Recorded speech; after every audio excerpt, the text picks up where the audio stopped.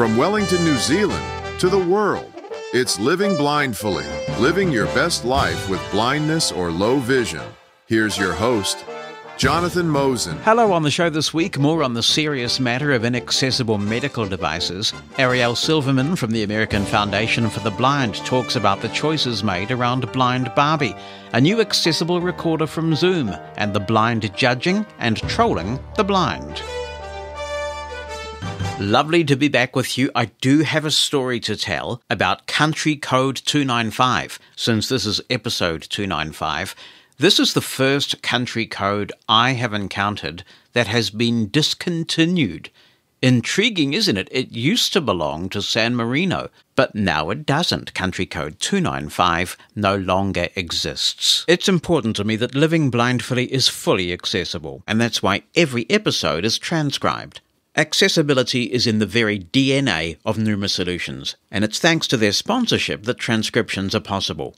As we discuss on this show regularly, sadly the world is not as accessible as we would like, and it's frustrating to find that you're on a Zoom meeting or a Teams meeting, somebody's running a PowerPoint presentation, and not only is it not accessible, but they haven't given any thought to accessibility before.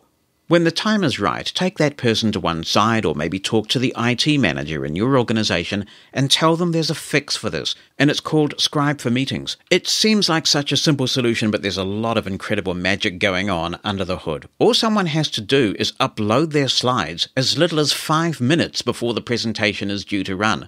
Numa Solutions will do the magic behind the scenes and provide a fully accessible version that you can follow along with. There's no need for you to be excluded from these presentations any longer. Scribe for Meetings provides the answer. To learn more, head on over to numasolutions.com. That's PNEUMA solutions.com. Hey, Jonathan. It's Angie Matney from the great state of Virginia. I wanted to quickly comment on Blind Barbie.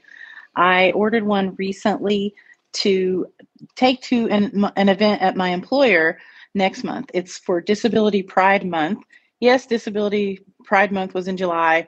And actually, I'm sorry, the event's later this month, but as lawyers, we're great at delaying things and postponing things. So later this month, we are having a Disability Pride related event, and I ordered a Blind Barbie to take with me. I also ordered a second one to keep mint in box because my inner nerd said I had to. With respect to, how she's depicted and represented and that sort of thing. I appreciate that she is wearing heels. I am a person who chooses never to wear heels, but that is, a choice I make and doesn't necessarily have to do with blindness. But anyway, as far as the glasses go, I like to think maybe there's some kind of cool wearable glasses that give her technology. But even if they're not, in between being a mathematician and a lawyer, I was for a brief time a rehab counselor. And what I learned in doing that is that, so many of us are at so many different places and have different experiences of blindness.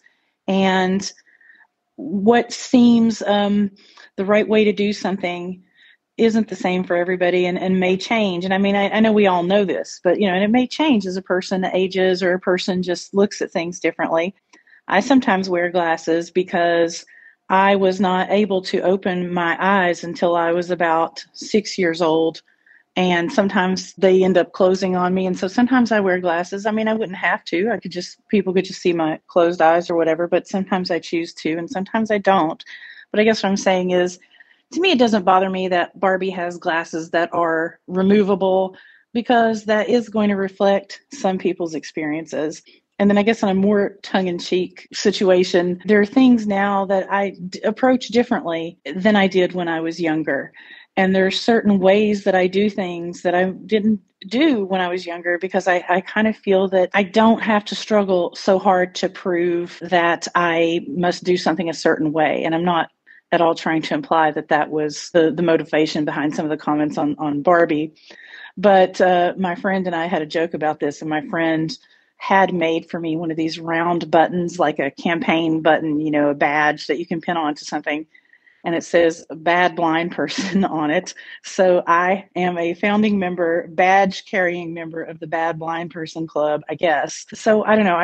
I'm okay with Barbie being where she is, and I will choose to think that her glasses are her meta glasses or whatever they may be. And I'm going to take her with me to Disability Pride month event, and we're just going to have a good time. Since Mattel announced the release of its first Blind Barbie following consultation with the American Foundation for the Blind, it's been a hot topic in the blind community, with some applauding the decision and others expressing concern about what they fear will be the furthering of stereotypes. There's been a lot of social media discussion about this. It is interesting what pushes people's buttons. So to talk about Blind Barbie and the process, I'm joined by Dr. Arielle Silverman, who is Director of Research at the American Foundation for the Blind. She is herself blind, and she wrote a memoir, which I highly recommend, actually. It's called Just Human, The Quest for Disability, Wisdom, Respect and Inclusion. It is a great read. Arielle, it's really good to talk to you. Thank you so much for coming on the podcast. Yeah, thank you so much for the opportunity to come on and talk about Blind Barbie. I'm excited. So what's the significance of this move in your view? What does it mean for blind and sighted kids alike to have this? Well, I think representation is really important. And as a social psychologist, we study stereotyping and prejudice and where those things come from. And certainly although it is a little more complicated than this, it's certainly true that exposure to models of people from different groups can shape people's attitudes toward members of those groups. And so I think we have good reason to believe that, at least for sighted children, and maybe even sighted adults and older people as well, being exposed to a model of a doll who is blind, who is confident and going out on the town with her cane and fashionable and doing all of those kind of typical things, that kind of image is likely to reinforce a positive concept of what it's like to be a blind person for sighted people. I've seen a few discussions on Facebook from blind people saying, I really hope that next time a sighted kid sees my eyes in the grocery store, they say, oh, look, mommy, she looks just like my Barbie, rather than, oh, look, mommy, what's wrong with her eyes? That would be a pretty cool development.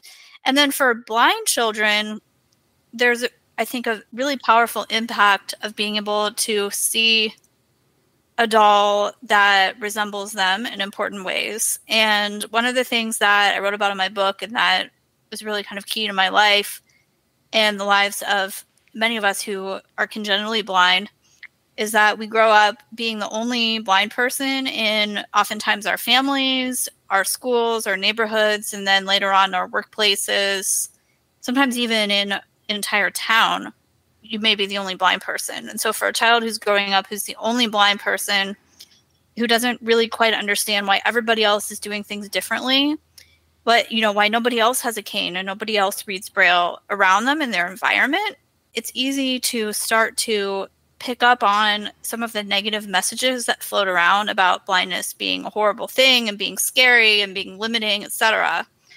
And so having this example of a doll who actually is blind and is using a cane, I think can counteract some of that internalized ableism that blind children can acquire if they're in this environment. Would it have meant something to you as a kid if Blind Barbie had been around then? That's an interesting question, because I didn't really play with dolls much as a kid, except for dolls that could talk or that could move on their own. I was just fascinated by toys that were lifelike, that could speak or that could move. So if Barbie could do those things and she was blind, that might have had an impact. I mean, it's hard to say for me personally, because I didn't really care or recognize that I was blind or that I was different until I was probably 9 or 10 years old. And by that point, I wouldn't have really been probably into playing with dolls anyway. So I know, like, I read a couple of books where the main character was blind as a child. I love to read. And I don't know how much I really identified with those characters, because like I said, I didn't really care or recognize that being blind was a significant part of my identity back then. So I don't know if it would have affected me personally, but I think for a lot of kids who are maybe more socially aware than I was, or kids who are hesitant to use canes. I was never hesitant to use a cane, probably in part because I have some balance issues, and the cane has always made me feel secure. walking. I've always felt like a cane was an extension of my body, and I never once considered not using a cane. But I know I'm kind of in the minority about that. There are a lot of, especially kids with low vision, who feel like maybe they don't need a cane, it slows them down, or it's embarrassing that people might treat them differently if they use a cane. So I think for those kids, having the Blind Barbie, especially if they identify with dolls in that way, having the Blind Barbie using a cane could be really powerful. And I'm very curious to see if there are impacts on, and I don't know if we'll be able to measure it, but it would be really cool to see if there are impacts on kind of the uptake and willingness to use canes among blind children who get the Blind Barbie. It's a little bit of a non sequitur, but I did want to point out how fascinated I am by the rehabilitation of Barbie. Not the blindness rehabilitation, but just the fact that in earlier times, the feminist movement was staunchly opposed to Barbie, her shape, the stereotypical imagery of women, and now with all that Mattel has done, they've really rehabilitated the brand. Yeah, absolutely. How long were AFB and Mattel working on this project before Blind Barbie was finally released? So I don't know exactly when Mattel first reached out to AFB. It was probably sometime in early 2023. I do know that we kicked off our engagement with them officially at the end of May of 2023, so about 15 months ago. And we started off with my team, the research team, giving them guidance on the design of Blind Barbie. We didn't actually do research per se, but there were 4 of us, 3 of us being blind and 1 being a sighted teacher of the visually impaired, who provided really in-depth feedback on really basic things like, should Blind Barbie have a cane or a guide dog? And we said she should have a cane because children use canes, and the vast majority of blind adults also use canes. Although, of course, we would be in support of some kind of guide dog accessory. There were questions about the eye gaze, and we provided really detailed feedback on how to set the eye gaze so that it was suggestive of the fact that the Barbie was blind, but at the same time not being over the top or stereotypical. We provided guidance on the clothing and the shoes, including, settling on that she should have high heels, which I'm happy to talk more about that, and some other just basic decisions. We also did like a cane demonstration on video with Mattel so they could see how somebody holds the cane, and we gave feedback on different grasp positions for holding a cane. And then, of course, the type of cane, the length of cane, was based on a combination of our lived experience as blind people and some of our professional experience with 1 blind teacher of the visually impaired, 1 sighted teacher of the visually impaired, and the other 2 of us are blind and have worked in youth programs. So we did have a lot of professional expertise to share in addition to our lived experience. And so that was the first part of the engagement. And then the second part of the engagement was primarily with our communications team and our digital inclusion team, auditing and testing the website, the Mattel website, to make sure that it was accessible, and reviewing things like the packaging, the images of Blind Barbie that went out on social media, some kind of multimedia like video that went out about Blind Barbie, and really just reviewing the language to make sure it was inclusive, and all the media to make sure that it was accessible before launch. Okay, that's a great summary. So I'd like to drill down into some of those things now, and I'll start with the more positive things first. It feels like many have declared war on the word blind, and there was a lot of discussion about this at the recent NFB convention. So it's great to see that Barbie loudly and proudly proclaims her blindness. She's not visually impaired Barbie, thank God. She's not Barbie with sight loss. Oh, was that something that was up for debate at all, whether they should use the blind word? I don't believe so. I know at some points in some of the correspondence, it was referred to as early on. It was referred to as Barbie with blindness, and I don't think that was really, I don't think that was really meant to be the final term. It was just kind of a placeholder, and of course, we said like it definitely should be Blind Barbie, but I don't think there was really any debate. Like I don't think anyone wanted to call it visually impaired Barbie or whatever. We were all pretty much in alignment that it should be Blind Barbie. Okay, good. It gives you hope for the human race. So it's concerning how many blind women are discouraged by sighted professionals from wearing heels purely because of blindness. I mean, it's a perfectly valid choice, but blindness in and of itself doesn't necessarily influence that choice. And while I've only seen praise from the blind women who have commented on Blind Barbie about her being in heels, my wife tells me that she's heard some mainstream media discussion where they've expressed concern about Blind Barbie in heels, and they implied that blind women don't wear them. So perhaps this illustrates the potential for some public education there. Oh, yeah, absolutely. I've seen some of those just on Facebook, some of those comments, and then a lot of responses pushing back against those comments. And I personally feel that was part of our motivation for putting her in heels was exactly that, to try to educate members of the public who might think that blind people need to wear, specific types of shoes to be able to get tactile feedback, or, there's a lot of misconceptions about blind people and falling. And it's interesting because I personally have some balance issues that I don't even know for sure if they're blindness related or not. But I don't fall very much because I'm careful.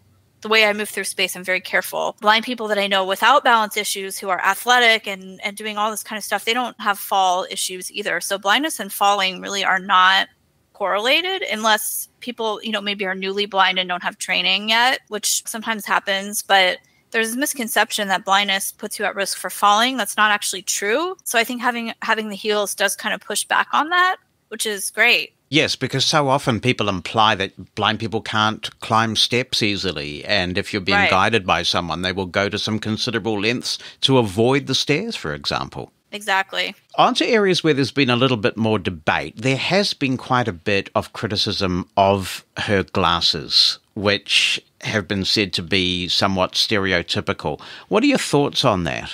Yeah, so we had some back and forth discussion about the glasses, and we emphasized that they should not be mandatory. So we were really glad that they put the glasses on top of her head instead of having her wearing the glasses, because we emphasize that some people do wear sunglasses and some people don't. Some people wear sunglasses for fashion reasons, and others wear the glasses for eye protection reasons, photophobia reasons, or minimizing the appearance of their eyes if they've had surgeries, they've had scars, or other kinds of differences with their eyes. So blind people have a lot of reasons they might wear sunglasses. And, if we had done this over again, I don't know if we would have necessarily put her in sunglasses, but I think the way it ultimately ended up, I think, was good because the glasses were there. They could be used, but they don't have to be used. So they do, represent some blind people who use the sunglasses, and also people who don't can just get rid of them. We had a comment from a listener before you came on the show who was saying she is choosing to interpret these glasses as being smart glasses. They might be Ray-Ban Metas or some other glasses, and that this is her cool high-tech accessory. Yeah, that's a good point. Her gaze, you mentioned this. This seems to be attracting quite a bit of discussion. And this is a tricky one, isn't it? Because it is the way that some congenitally blind people look, right? Right. There was no perfect way to do the eye gaze, right? Because if we had her eyes look completely typical, we would have gotten pushback from people saying, oh, doesn't look like a blind Barbie. How do you know she's blind? So on and so forth. At the same time, though, if you're trying to represent eyes that represent blindness or low vision, there are so many different variations. We decided, for example, not to give her cataracts because we thought that was a more outdated or stereotypical eye appearance, since cataracts nowadays are usually treatable. I have nystagmus personally, where I have involuntary eye movement. I don't know how you would represent that on a Barbie. So can you describe the way she's looking? What's her gaze actually like? So from what I've been told in the image descriptions, the eyes are looking a little bit up above center and a little bit apart from each other. Like the left eye is looking a little bit more to the left and the right eye is looking a little more to the right. So it looks like the eyes just aren't quite looking at you. But I've also been told by a lot of people that's a pretty subtle difference. And I mean, it's valid, right? I mean, we can't deny the reality that that's a pretty valid way for someone who's congenitally blind to look. Right. Some would like to have seen other accessories, and you mentioned the guide dog accessory, for example. Do you get any sense of how committed Mattel is to this project? Might we see also a Braille display accessory, for example? I hope so. AFB is definitely committed to keeping up the partnership with Mattel, and it seems like Mattel is feeling positively about the work that we've done together. So I really do hope that, and I think this is an excellent opportunity for the people in the world to give feedback on the types of accessories that they want to see. And I hope that Mattel will take that feedback and put it into consideration. I think definitely a guide dog, I think a Braille display or a Braille note taker, some kind of Braille device would be a good accessory. And maybe some smart glasses or maybe a phone, something like that too. Sure, because if public education is one of the objectives, wouldn't it be amazing to actually introduce people to the fact that blind people do use computer technology? It's amazing to me how many people still don't realize that's possible.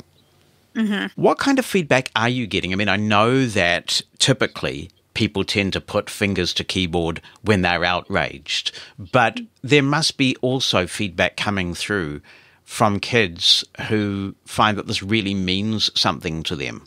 I haven't heard directly from kids yet, but I have heard from a lot of parents who have purchased the Blind Barbie for their kids.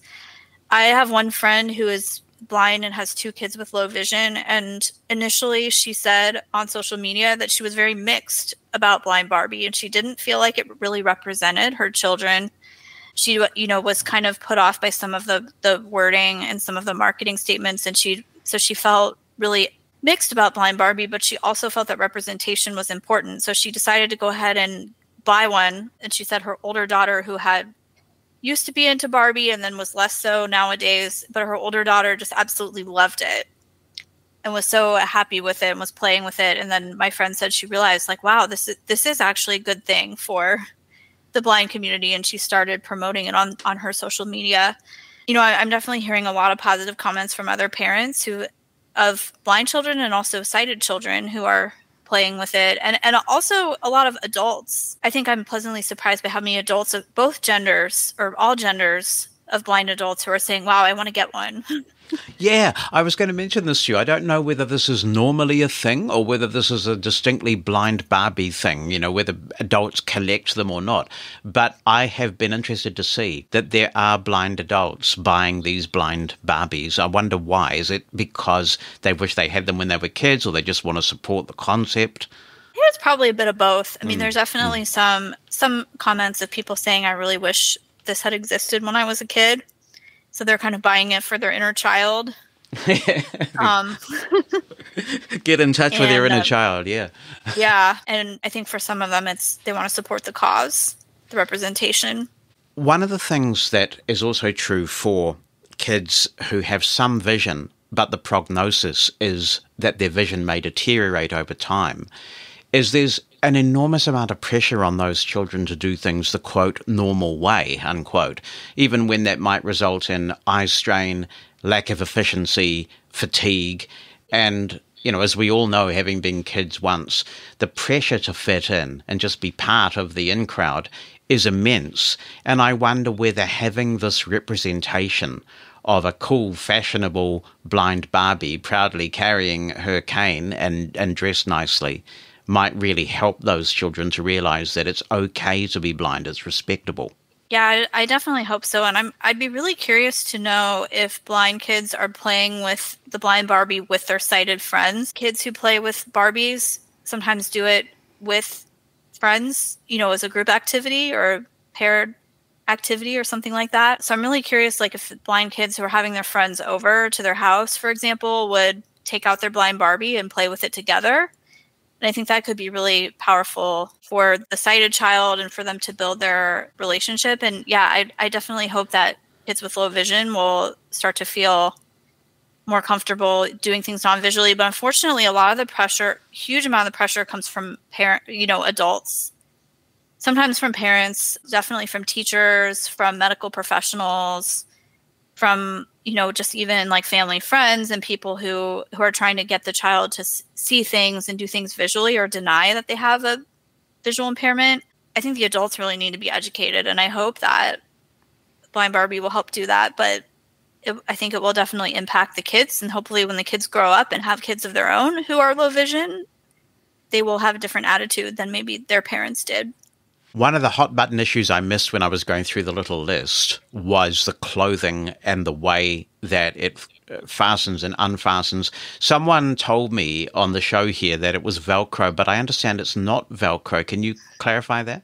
I believe it is Velcro. Okay, it is. That's okay. What I had been told in the discussions. So I'm not an expert about Barbies at all. Like I don't know about any of these. Me neither.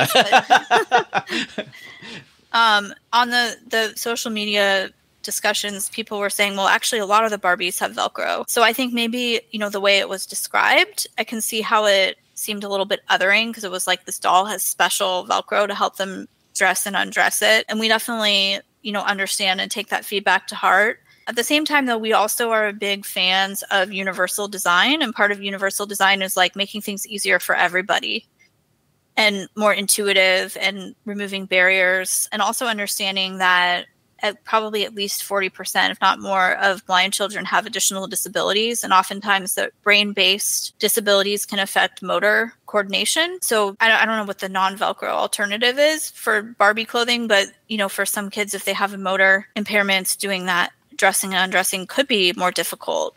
Also, some kids with low vision, if they are reliant on their vision, the bright colors can be beneficial. So it's a fine line to walk because you don't want to reinforce stereotypes of being like, blind Barbies need special clothes, but at the same time, you also want to provide inclusion for people who actually need those accommodations, and the universal design principles kind of ensure that ideally inclusion is provided in a way that is not othering, that just puts everybody on the same playing field. And so hopefully in the future, all the Barbies will have Velcro, they'll all have easy fasten. I certainly appreciated that the box was easy to open, although actually getting the Barbie out of the box was a bit of a challenge and probably not something, a little kid could do because you had to cut with scissors in a couple places and all that. But I love the Braille on the box, although some people might have missed it because it's kind of off to the side.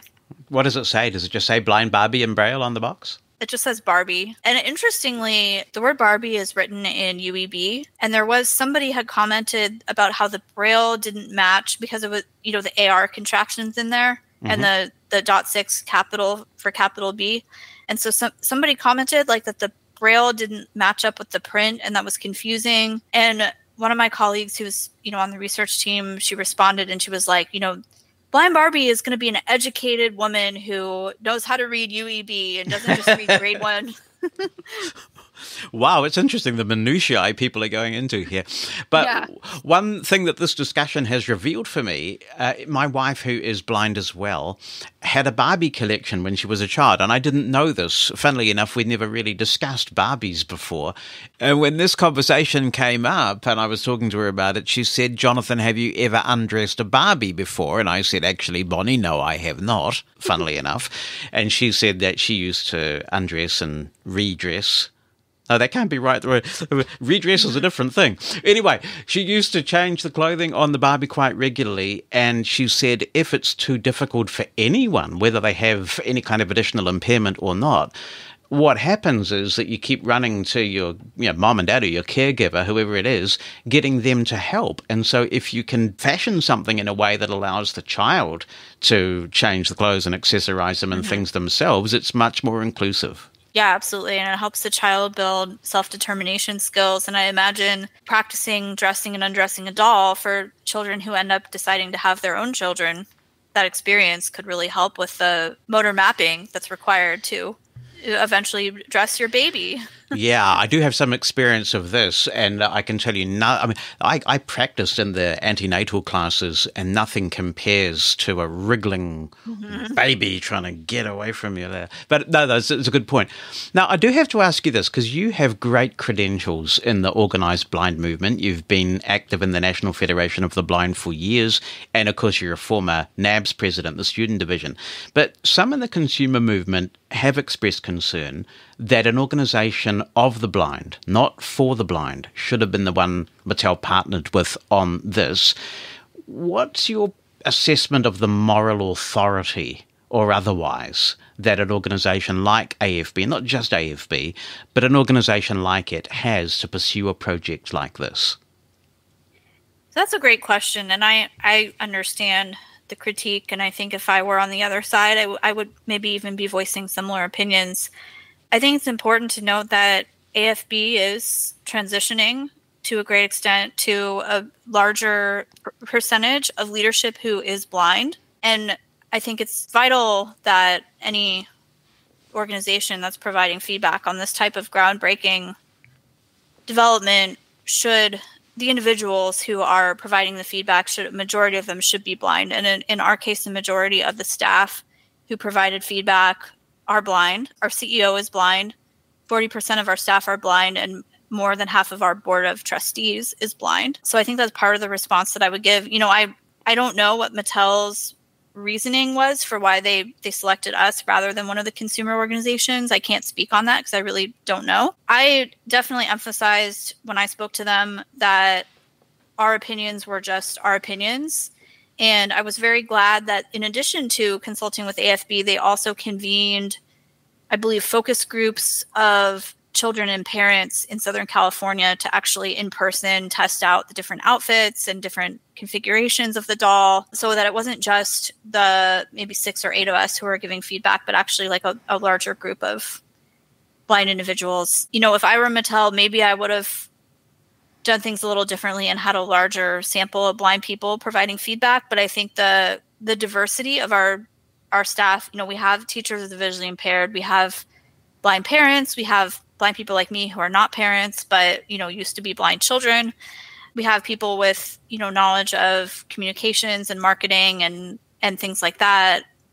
I think the diversity of perspectives and the fact that most of us are blind did give us a pretty good credential to provide feedback on, what I think in the end turned out to be a really excellent product. So, in terms of future collaborations, I think we need both. We need organizations of the blind, absolutely. I think we also need organizations for the blind that are led by blind people and that also have a focus that is a little bit more impartial because they're not membership organizations, so they can look at things from a little bit of a longer view and look at, the teacher perspective, the parent perspective, the child perspective, and the blind adult perspective simultaneously. So I think we need both types of organizations.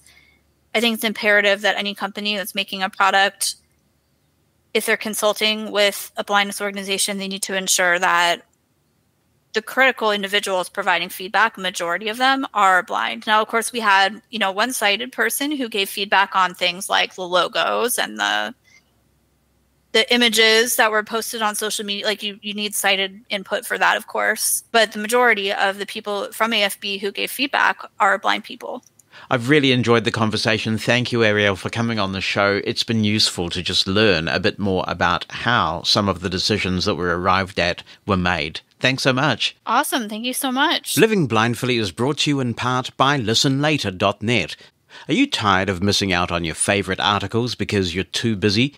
ListenLater.net is the revolutionary service that turns your must-read articles into your very own personalized podcast.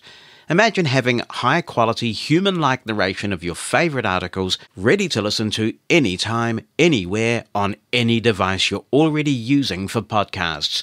With ListenLater.net, simply email a link, newsletter, or even a PDF, and they'll transform it into a beautifully narrated podcast.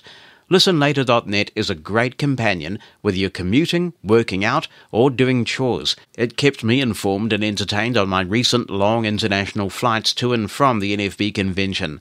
ListenLater.net is perfect for everyone, especially for the blind community using devices like the Victor Reader Stream. No subscriptions, no hassle. Just pay for what you use.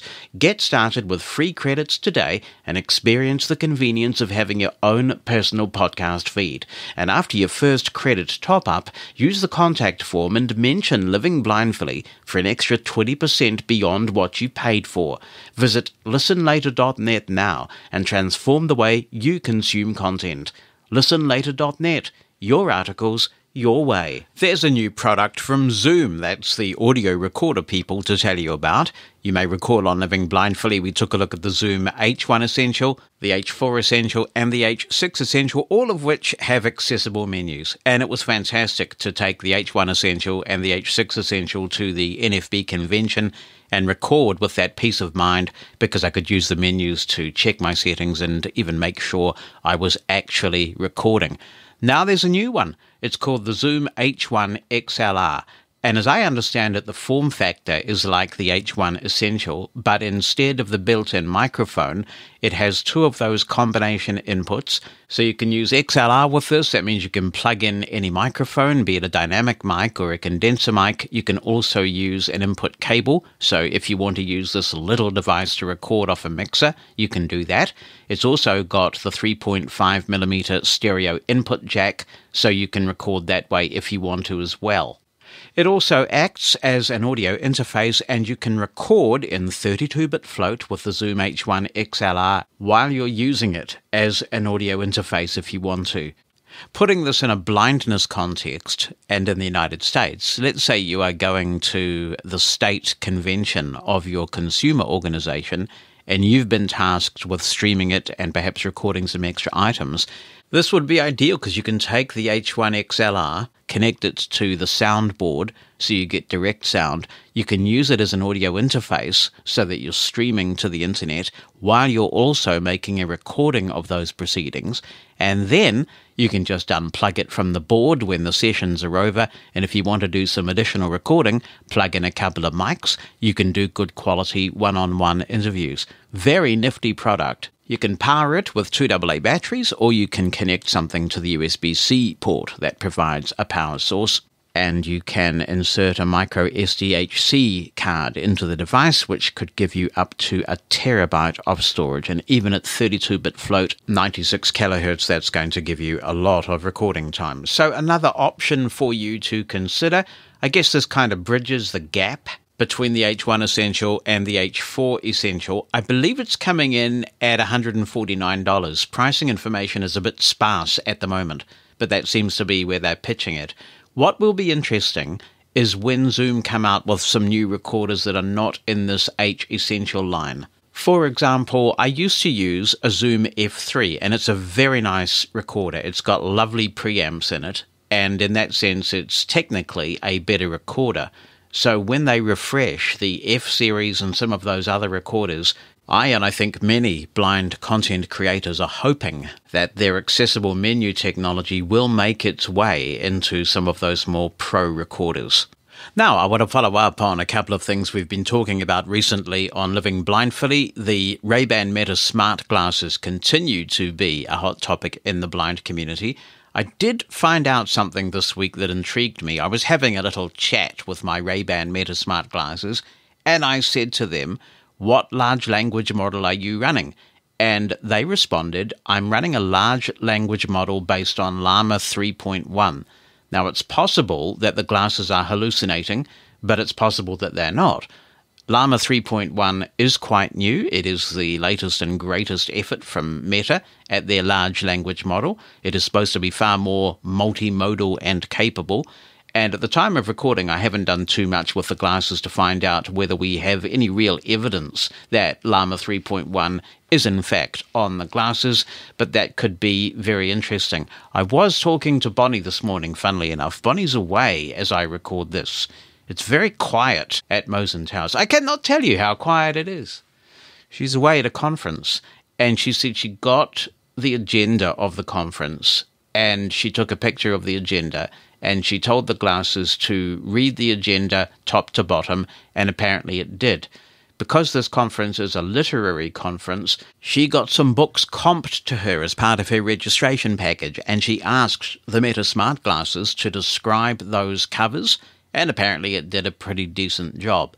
Here's Imka writing in, and she says, "Following up on your response to a listener question in episode 294, I'm wondering to what extent you have concerns about your own privacy when using the A, smart glasses from Meta, and B, WhatsApp. I understand you are not using the smart glasses to post to social media. However, to what extent can you limit what information about your movements and about what the glasses, quote, see, unquote? If you cannot control what is collected, Are you sufficiently content to live with the fact that you cannot do so in the interest of trying out the glasses? The things we do in the name of scientific experiment, Imka, and serving the living blindfully listeners. Yes, I am aware that there are risks in using anything from Meta, and they may be collecting all sorts of data. I do have the Ask app not to track feature enabled in all Meta products that ask me to give permission. I never do. And under Glasses Privacy, you can switch off the storing of recording of your voice prompts using the Meta AI feature. But you're right, there is a risk, and I'm taking that risk because it's an intriguing product. She continues, in the case of WhatsApp, do you not have the same concerns as with Facebook? Not so much. I've been using WhatsApp since before it was acquired by Meta. I take comfort from the fact that the conversations are encrypted between people. I haven't, to be honest, researched a lot about how much cross-pollination there is between WhatsApp and other products, but it just feels to me like WhatsApp has been able to preserve its culture to some considerable degree. That may be wishful thinking on my part, but I like the quality of voice messages on WhatsApp. I always have. They have a great range of functions on there, and you always have to make the trade-off, don't you? There are some people who know what Meta gets up to with Facebook, or at least what they've historically gotten up to with Facebook, and they make the trade-off because their friends and family are there. The people that they want to communicate with are there, and there are groups that they want to participate in that are on that platform. WhatsApp is like that for me. I use WhatsApp a lot. I really enjoy it. And it just feels to me like it's not quite as intrusive and out of control as Facebook at least once was. In episode 294, Walt Smith was asking about podcast players for Windows with chapter support. And Christopher Wright says, Luna RSS works well with podcast chapters. I discussed this a while ago. Oh, sorry. You just have so many pearls of wisdom, Christopher. It's hard for my brain to retain them all. It can be found at www.nathantech.net. That's Nathan tech.net, and it's absolutely free. It's a great podcast client and RSS reader for Windows. I'll just add here that this software is developed by a blind person. He develops several packages, so if you want to support a blind software developer, download his stuff and give it a spin. And we've also heard the same thing on Mastodon too from a listener, so thank you so much. There's another suggestion coming, but there's something else first from Christopher. He says, if I was going to give a large amount of money to any blindness organization, it would be NV Access. And this is what I also recommend for the person calling. I wouldn't hesitate at all. NVDA is a very big deal, particularly for less developed countries. Having said that, I'm in the United States and would be very upset if something ever happened to this wonderful project. It would be far more damaging than any other company or website going away. NVDA is developed for and by us. It levels the playing field instead of segregating us into the privileged enough to have tool X or those that don't camps. We control its future as a single organization.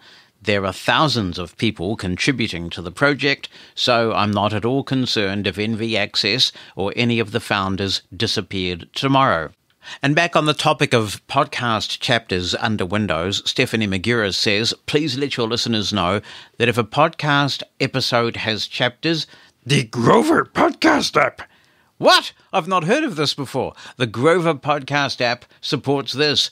I tend to listen to episodes all in one go, or as close as possible. But if you look for Now Playing when listening to an episode, you will find that each timestamp is linked.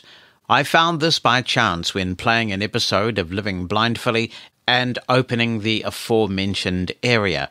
At this point, I had learned of chapter support, but if I hadn't, I wouldn't have had any idea why the links were there. Well, I looked up this Grover Podcast app, and it's available in the Windows Store. It seems to be available in a number of other places as well, but I suspect the Windows Store is a good place to get it.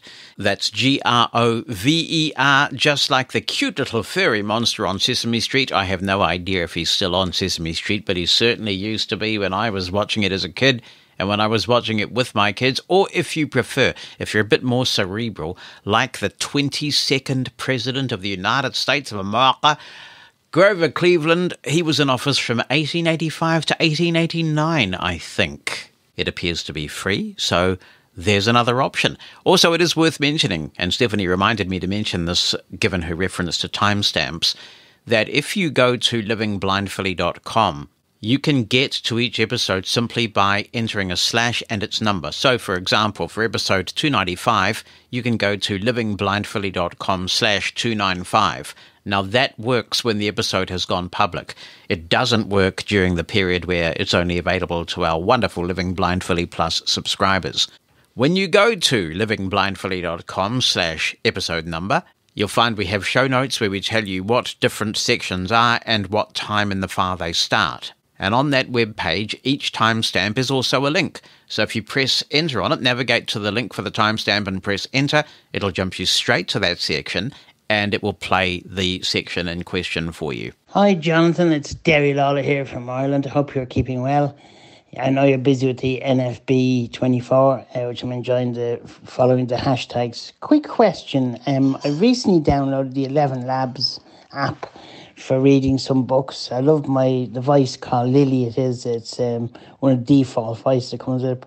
How do I delete the articles I have? When I'm in an article, I can go more, but there's no delete button. Maybe that's coming in the future. But is there any quick fixes to delete articles? And top of the podcast to you, Derry. Good to hear from you.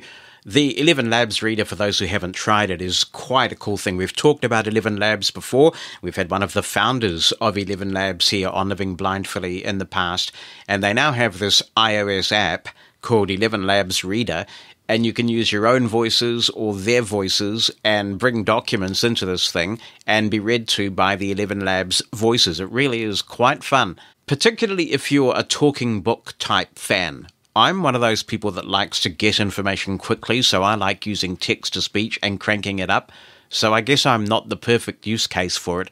But, there might be some interesting blindness use cases, particularly if you are not a fast Braille reader or you haven't had the opportunity to learn Braille and you need to give a report somewhere. And you can do so in your own voice. If you've written something, you can have your own voice reading it back. There are all sorts of interesting use cases for this. But anyway, to answer your question, Derry, all you do is when you're in the article in question, double tap the More button. There are a few options that will then pop up, and delete is right there. Hi, Living Blindfully. Jess Smith here. I'd like to raise another topic from episode 290, where we were talking about medical devices and their inaccessibility. I have obstructive sleep apnea, and that causes me to stop breathing during the night or during, times when I'm asleep. I'm also totally blind, no vision at all, and this can have a significant, serious impact later on down the road. If the sleep apnea is not treated, I could have a heart attack, I could have a stroke, I could have, death in my sleep and all that. And it's interesting because the gold standard in this country, in the United States of America, is the CPAP machine, the continuous positive airway pressure machine, where you wear a mask over your face and you are connected to a tube and you are wearing this while you sleep. And every time you stop breathing, the machine will open up your airway and try to get you to breathe again.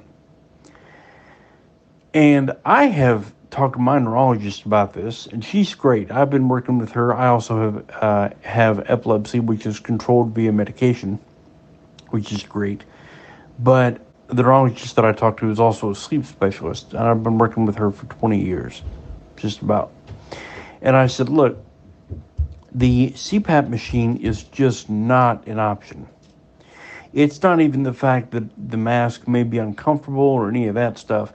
It is the fact that I literally cannot make adjustments myself if the machine needs them. I would literally have to call the CPAP manufacturer or the company that deals with the CPAP machines and have them over the phone make adjustments for me. Or even the worst case, where the machine has an error in it and I can't see that via the screen, obviously, because there is no accessible speech or any kind of accessibility on the machine. So if I were to set the machine up and one night it works and the next night it doesn't because there's an error on the machine, maybe there's too much water in the tank, or there's too much, there's an error on the machine screen. Maybe there's something not plugged in right, or there's something, not available to the machine that, that keeps it from being turned on and working. I cannot accessibly see that. And I just told, the neurologist, hey, I can't use this. I don't care if it's the gold standard or not. I don't care if it's, the best treatment in the world or not. If I can't use something because it's, I'm totally blind and I can't see the, the screen, I'm not going to use it, period. So yeah, we've got to make accessibility more of a top priority for medical appliances. It's not right that sighted people have all these medical devices and they can see the screen instantly, and I would have to call a sighted person via IRA or via, a family member that might live 20 minutes away or something, have them drive over to the house where I live or to the apartment where I live, and just for a 2-second, intervention with that machine. So, yeah, we've got to work on this. Hello, Jonathan. It's Carolyn here, trying out the new WhatsApp way of sending a message through. I wanted to comment on the inaccessibility of medical devices. I have had a very recent experience where I have had to go for a test to establish whether I am a candidate for a surgical procedure. I've been having issues with acid reflux, and I had to do an HP impedance test.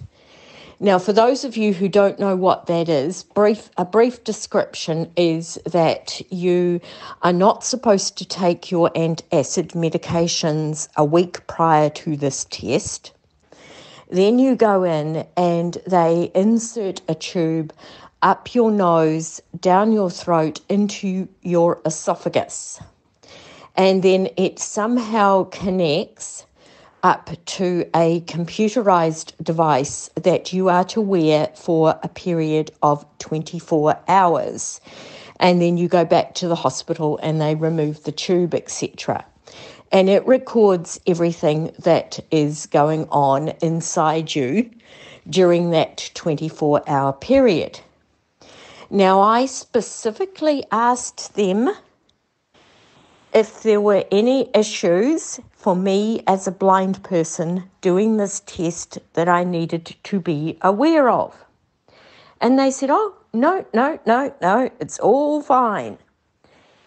Hence, I get to the hospital, the tube is put up my nose and down, and we get through that, that's fine. And then I get this computerized device hung around my neck. That surprised me because I was told that you were to wear it around your waist. And that's the information that was provided in the booklet. But no, I just about get strangled with it hanging around my neck. But that was only just the beginning. Then they take my hand and they put it on a flat screen. And they proceed to say, you press this button when you're eating. When you've finished eating, you press it again to turn it off. When you get symptoms, you press this button. And when your symptoms stop, you turn that button off. When you go to bed, you press this button. When you wake up in the morning, you press that button again. And I said, wait a minute, this is a flat touch screen. So is there voiceover on this? So I know which button's which? No. So how am I going to know which button to press? I'm blind and I live alone. Oh, they said. I said, well, could we not put stickers or dots or something on those buttons? Oh, no, we can't do that. And I said, well, we may as well stop right here and you may as well remove the tube, because there is no way that I can actually do this test. Oh, they said. I said, I did ask at the time whether perhaps because I lived alone, I should be admitted and do the test in hospital, but I was told no, it needed to be done at home.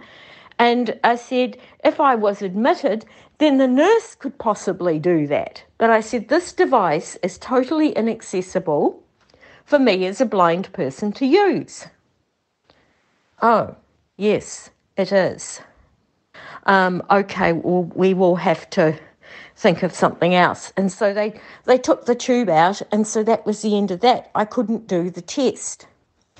What it means now, there is a couple of other tests I can do, but if it doesn't show what they're looking for, that this test would show, I have to go and have a procedure that is not done in the public health system here in New Zealand, meaning I will have to pay for it.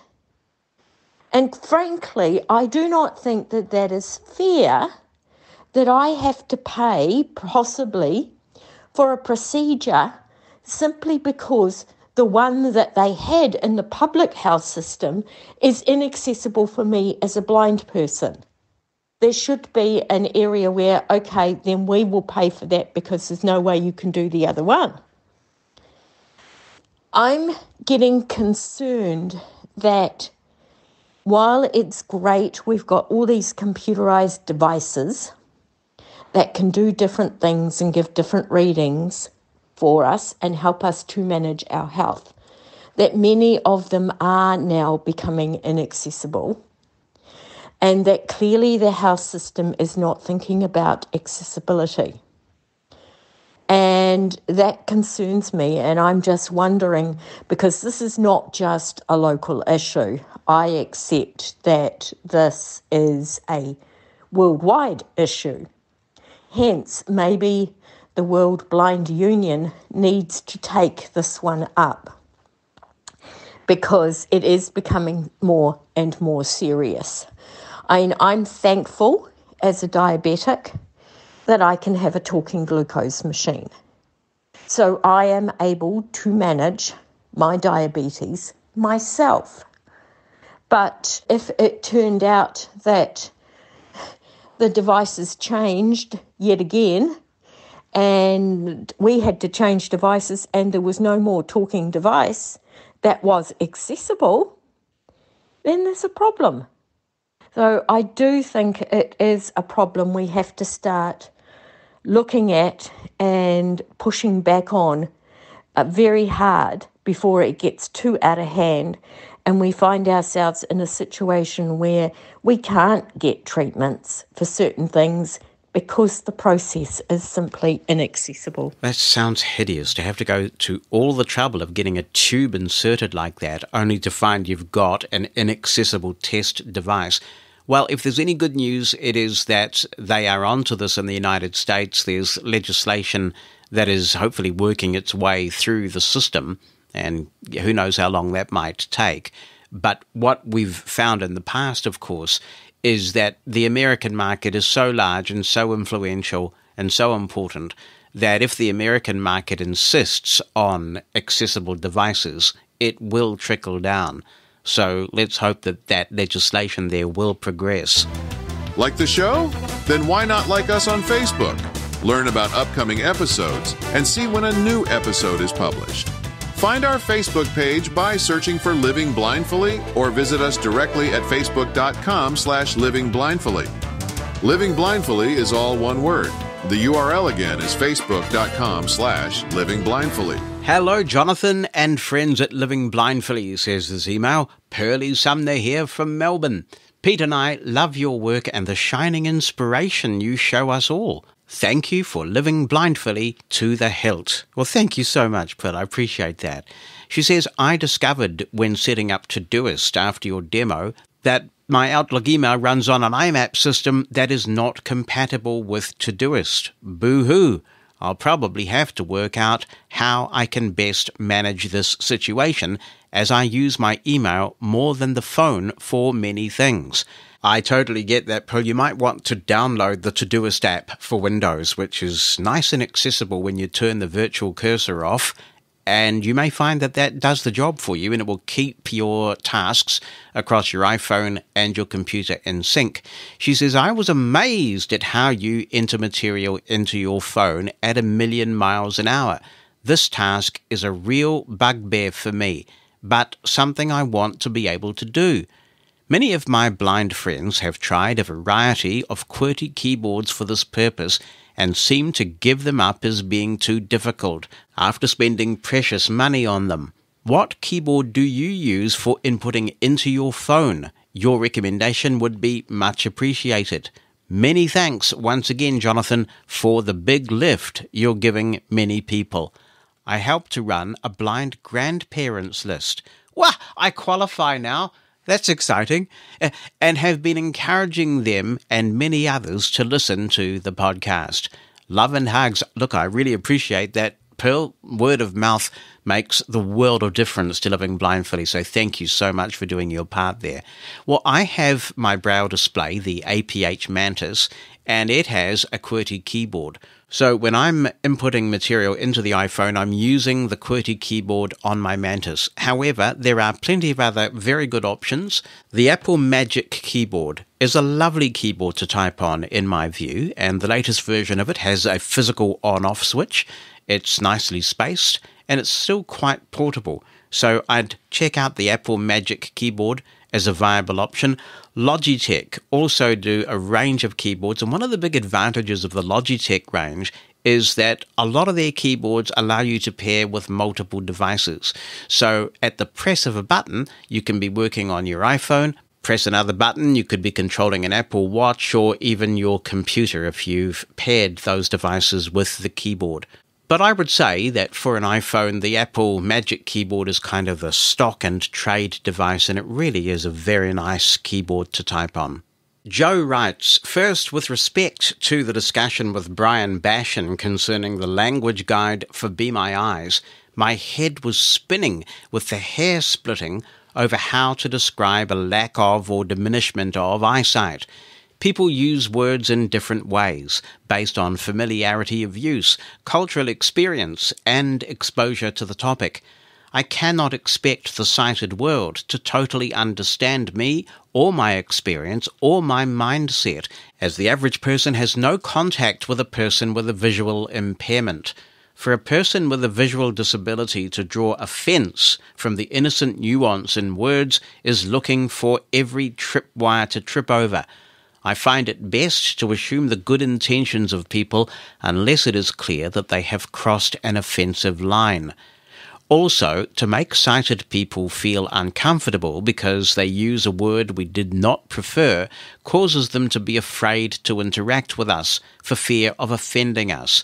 I prefer to build relationships, and therefore I ignore the harmless use of a word or two that I may not prefer. Let's talk about the word blind. I don't know why organizations that serve people with visual impairments shy away from the word blind. It is immediately clear what it means, and to be blind or visually impaired is nothing to be ashamed of. It is a part of who I am, and even though I am legally and not totally blind, I am not offended when service organizations use the word blind in their name. I served on the board of directors of Recording for the Blind for 18 years. The name made it clear what we did. When later the organisation expanded to include people with dyslexia, we changed the name to Recording for the Blind and Dyslexic, and again this was very clear as to what services we provided and who we served. After I was no longer on the board, the organisation changed its name to Learning Ally, And now the average person would have no idea what the organization does. This doesn't help outreach to the people who could benefit from the services, and it definitely doesn't help fundraising. Next, you talked about how so many visually impaired individuals are unemployed or underemployed, and that some who succeed to build a career in the competitive business world can't appreciate why others can't succeed. I've had a successful Wall Street career working at several investment banks, and I am not going to tell you that was easy. It does take a lot of resilience and willingness to deal with a lot of rejection, so I understand how challenging and frustrating it can be for job seekers with a vision disability. Allow me to make a few suggestions for our community. If a blind person wants to develop a professional career in so-called knowledge-based industries, I believe they need to put themselves in a better position to succeed. A few points here. I believe a blind person has a better opportunity to succeed if they move to or live in a major city where professional jobs are plentiful and good public transportation is available. Also, it is important to have a strong professional network, belong to professional organizations, to go to regular professional organization meetings, and to stay in touch with people over things like lunches or coffees. All those things are easier to do in a major city, especially when one is visually impaired and needs public transportation. I would never have had the career I did if I had not taken a job in New York City over 30 years ago. Another thing I would say is find a mentor. And if you do find a mentor, be willing to take advice and get out of your comfort zone and change what you are doing. If you are not willing to change, if you keep taking the same approach, then nothing will change. Just a few miscellaneous thoughts here. Jonathan, keep up the good work. Thank you, Joe. Some good advice in there. Networking and resilience, both very important factors. I like to hope that living blindly can help with the resilience side of things, because we can be a bit of an oasis of encouragement. It can be very demoralizing if you're doing the hard yards, if you're applying for job after job, and you're just struggling to get ahead. But of course, as we always say, the one job you're sure not to get is the one that you don't apply for. On similar topics, Chris Hofstadter writes, in episode 290, you discussed a class system, maybe even a caste system, that seems to exist in the minds of many blind people. Although I had rarely avoided controversy in my own writing, this was a subject I had hoped to address at numerous times over the past couple of decades, but couldn't find a way to do it to my own satisfaction. On Living Blindly, you did a terrific job of threading this needle, and the conclusion you presented was entirely in line with mine. I joined the blind world when I arrived on my first day of work at Hunter Joyce. I had been writing and managing software projects professionally for about 20 years at that point in my career. The culture shock of going from mainstream to access technology was profound. The vocabulary was unfamiliar, and the fiercely competitive nature of the mainstream technology world was missing entirely. What shocked me even more was getting to know blind culture as time passed as an HJ/FS executive. The first blind people I would meet in the biz were, of course, successful software engineers and other technology sorts. I can't mention names, as a lot of these people are still friends of mine, but the blind elite seemed to have a really poor attitude to those whom they described as low functioning. I would try to remind them that those people are our users and that we earn our salaries because of those people. Over the decades, I've met all sorts of blind people in various places around the world. I get angry when I read a post by a blind person on Facebook that describes how great their blindness skills are and literally mock blind people whose skills aren't as good as their own. At the same time, some of the most accomplished blind people I know, those who pull in an annual income in excess of $1 million, often have terrible mobility and other blindness skills. Some people choose to place a higher value on being an independent blind person, have done a lot of travelling around the world, and have enjoyed many an adventure. Other blind people choose to spend their time with a sighted guide, but worked to get a PhD, a law degree from a top program, become a hacker extraordinaire, or do something else remarkable, and are very happy in their lives. I don't think either group is right, and I don't think either group is wrong. Both have their own personal priorities and spend their energy focusing on what makes them happy. I think we need to remember that blindness is not a uniform experience. Quoting Sly Stone, quoting Muhammad Ali, different strokes for different folks. It pains me when I hear a successful blind person gloat about their success and include hateful statements about blind people who, for one reason or another, have been less successful or live on government benefits. I don't know any blind people who wouldn't prefer having a job, but a combination of discrimination, a deteriorating education system of disabled kids in America, I don't know much about elsewhere, and so many other factors make it very hard to secure employment from most profoundly or totally blind people.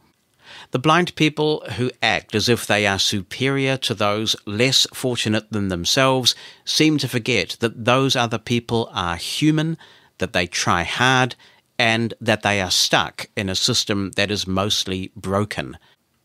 Another thing that makes me crazy in the blindness world along this pattern is that a successful blind person who gets any public acknowledgement is going to hear a lot of hate from what I assume are jealous other blind people.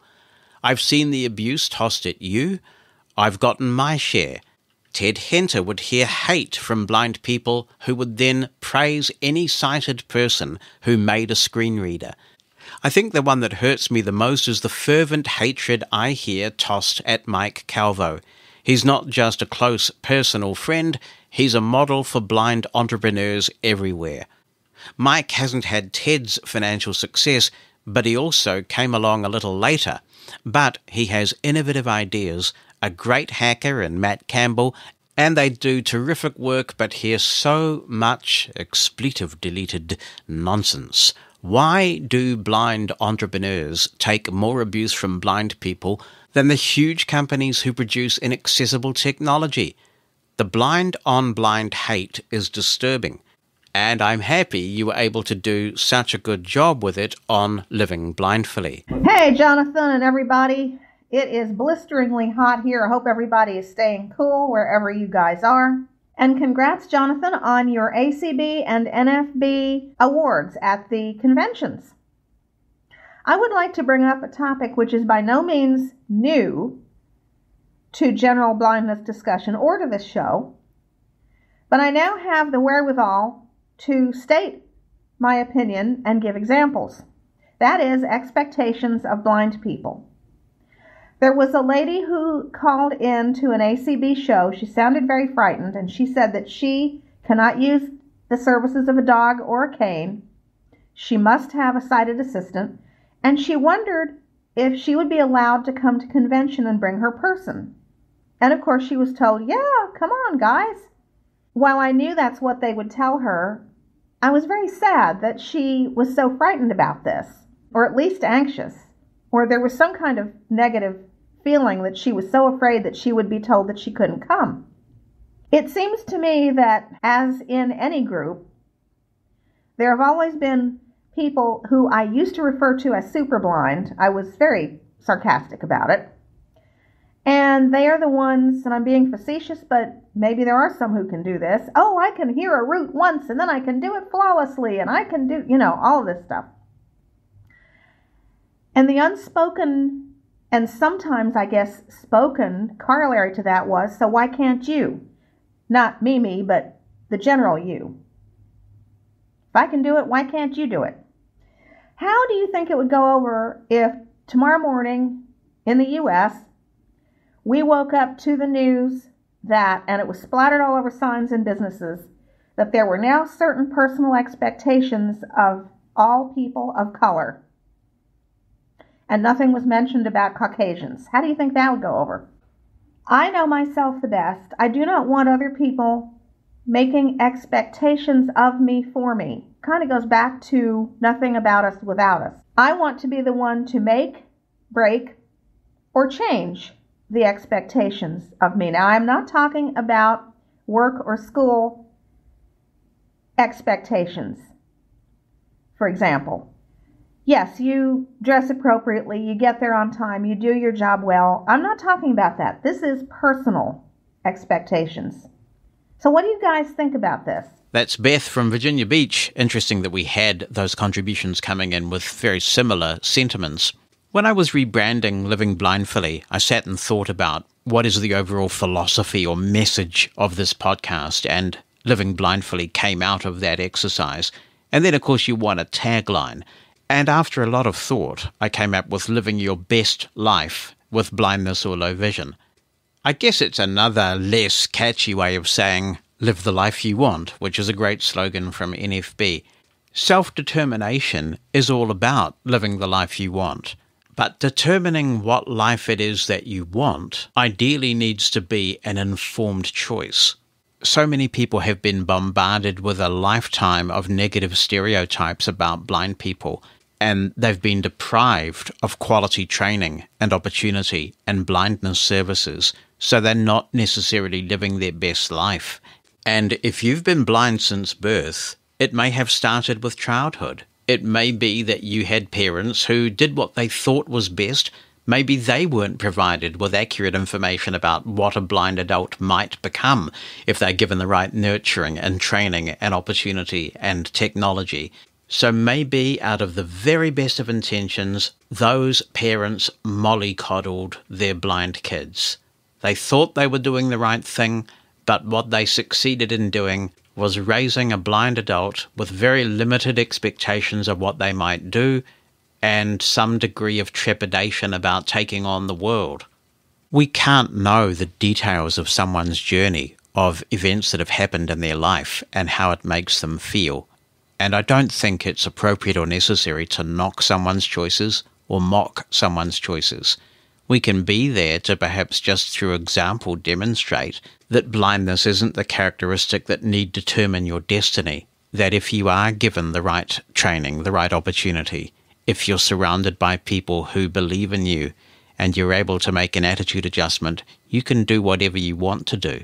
But that's everybody's individual choice. Now, what I try and do, and what I think this community tries to do here on Living Blindfully, is give people good quality information about the choices available to them. Because if you are one of those people who has not been fortunate enough to have access to information, opportunity, technology, mentoring, then it can be very tough, especially if you've tried to put yourself out there in the past, you've sought opportunities and they haven't worked out, and in the end you just find it hard to keep going. In our community, especially the online blind community, which, let's not forget, is just a tiny microcosm of the blind population of the world at large, it is pretty easy to become a big fish in a small pond. In terms of the criticism and the vitriol that people get, and yes, I certainly have had my fair share of that, and it's never pleasant to be in the middle of a firestorm like that, it's hard for me to know whether this is somehow worse in the blind community, whether it's worse with minority communities overall, or whether, as I said in my comments about Applevis last week, we're just at a point with social media discourse where a lot of people think it's fun to be unpleasant to somebody else who's a name, it's a name that people know, it's a name people talk about, and it's fun to just trash them and their character. I do accept, though, that some of that behaviour in our community does date back a lot earlier than the social media era, so perhaps it is something about minorities, and in a way, even though it's incredibly unpleasant and upsetting to be on the receiving end of, I think I understand at an intellectual level what's going on. If you've put yourself out there and you've sought those opportunities and you keep being rejected, and you see somebody else who's kind of apparently flying through life, even though we don't really know the struggles that they had to get there or anything that might be going on in their life, it's a human reaction to say, why them and not me? And I think the difference then comes down to human behavior and the way that people react to diversity. Some people will say, well, if they can do it, I can do it. Maybe there's something I can take from their success journey and apply it to my own journey. And then there'll be others who just lash out. And we certainly do have our fair share of that in our community. So plenty of things to talk about there. And if you want to join the conversation, livingblindfully.com/opinion is the webpage you go to, and it'll provide you with all the details of the ways that you can be in touch via phone, via email, and of course WhatsApp, which has become the dominant way of being in touch with the podcast now. Kia ora, listeners. My name is Renee Patete from Wellington, New Zealand, and I wanted to tell you a little story about an event that happened to me recently, which made me consider an interesting question. On the 1st of July this year, I decided to go and see my first audio-described film in theatres, Inside Out 2, with one of my good friends. In the Wellington region, there's only one movie theatre that provides descriptive audio at cinema screenings, and that is in Lower Hutt, which is quite far out for us who live in the city, in the town area of Wellington. So we had to take a bus that took us quite far out in order to get to this cinema. So that in itself is very disappointing that audio description is not as widespread as it should be. When we arrived, I was given a headset which consisted of 2 over-the-ear headphones, which could play the audio description track and the film audio. I decided to turn down the film audio all the way so as to hear it through the speakers and just wear one headphone to hear the audio description track. We had booked to see a Dolby Atmos screening so that we could take advantage of the enhanced surround sound. For the first half of the movie, everything seemed to be going fine. I wore the headphone and heard the audio description track, although I did notice that I was missing out significantly on effects in the surround sound because one of my ears was covered. During the second half, however, the headset began to cut out, and I presume that this is because it was running out of batteries. The cinema had neglected to make sure that the headset was charged up properly before the screening, probably thinking that no one was going to come and use the audio description track. This is unfortunate because, of course, I was wanting to use the audio description track, and this ruined my experience of the movie. Fortunately, I was with my good friend who is an excellent describer and filled in the remainder of the description for the second half of the movie. In fact, I think her description was better in some ways than the pre-recorded audio description track, since it matched tonally and emotionally with the mood of the film and was placed artistically. With this experience, having description and film both not coming out of any headsets, I was able to fully take advantage of the Dolby Atmos sound for the first time, and I noticed what a big difference it made, not having to wear a headphone and really being able to experience the movie and enjoy something that we as blind people should already be able to take advantage of without any extra accessibility features.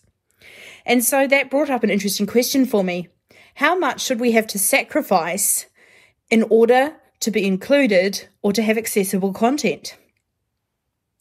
I believe that although we had audio description in that particular screening, we had to sacrifice something, and that something was sound quality, which I believe that blind people should be able to make the most of, since we have, in many cases, good hearing and can really enjoy good sound, sometimes more than sighted people can.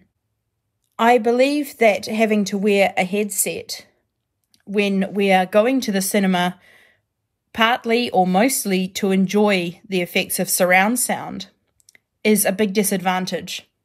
Many people may say that we should be grateful for the fact that we were even able to experience the movie with audio descriptions, but I'm not sure if we should just simply be grateful and not think about what we are compromising or sacrificing in order to gain accessibility.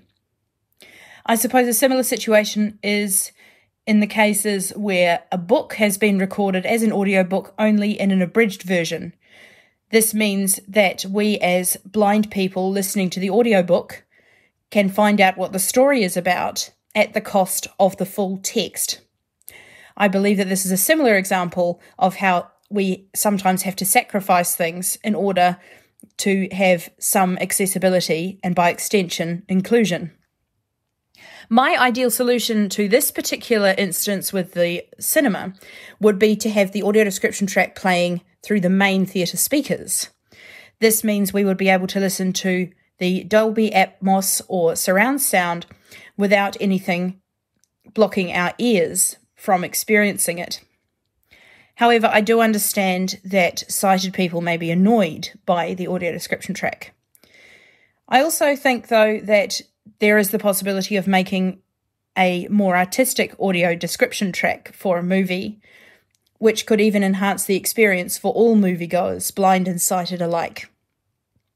I'd be interested in your thoughts and to see what people think generally of this question of sacrifice and gratitude around these accessibility things, because I think a lot of people think that we should just always be grateful for even a little bit of accessibility because we've been left out for so long.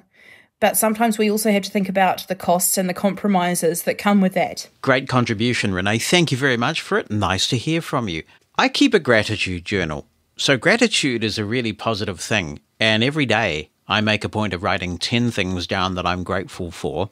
And as somebody who does a lot of advocacy, it keeps me grounded. It gives me a sense of perspective.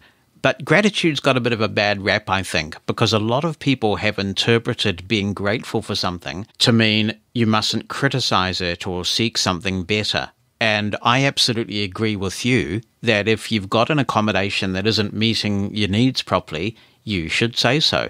You are a customer. I mean, you went in there and you paid your fee to sit in the movie theatre, and you are as entitled to a good immersive experience as everybody else.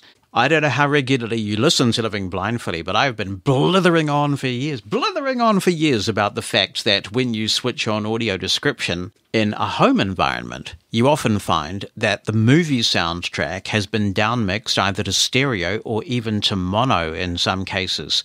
So we've got a problem with this right across the board. I think the problem specific to movie theatres could be solved very easily, though, by replacing the current headset with bone-conducting ones, assuming that you can get them loud enough. That way, you could hear the audio description soundtrack without anything covering your ears and hopefully enjoy the full immersive 5.1 experience. I wonder whether anyone around the world has seen this work, where you go into a movie theatre that's all equipped with Dolby Atmos and you've had bone conduction so you can hear the audio description without it affecting your ability to enjoy it. livingblindfully.com/opinion if you've got some experiences of this. livingblindfully.com/opinion. I have heard all around the world over the years from people who say that going to a movie theatre, wanting to see a particular movie so much that you do that rather than wait for it to appear on the streaming services, and then getting an audio description receiver that cuts out on you halfway through because it hasn't been charged properly, is all too common. Here's a nice testimonial and some good quality of life improvement from Walt Smith. He says, when Jonathan received his award from ACB, the presenter stressed the accuracy and objectivity of his technical reporting.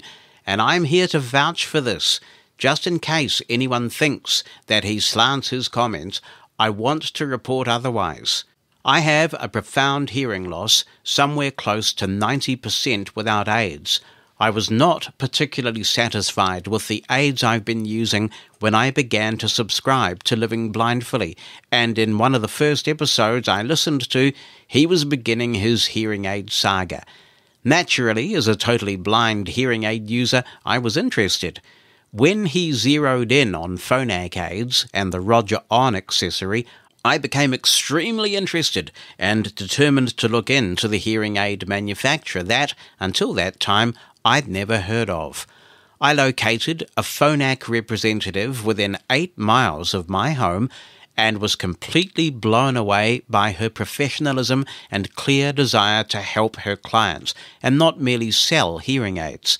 The result is that I now have a pair of Phonak aids virtually identical to those Jonathan is now using, plus the Roger On accessory, and I can say categorically that these are the best hearing aids provided by the most professional audiologist that I've had in the 52 years I've been wearing such devices. Every word that Jonathan said about Phonak and Roger On are 100% accurate. I haven't yet availed myself of an iPhone so as to utilize the hearing aid and Roger On apps, but am looking forward to doing so. In short, when Jonathan reviews a product, my personal experience is that you can trust his observations explicitly.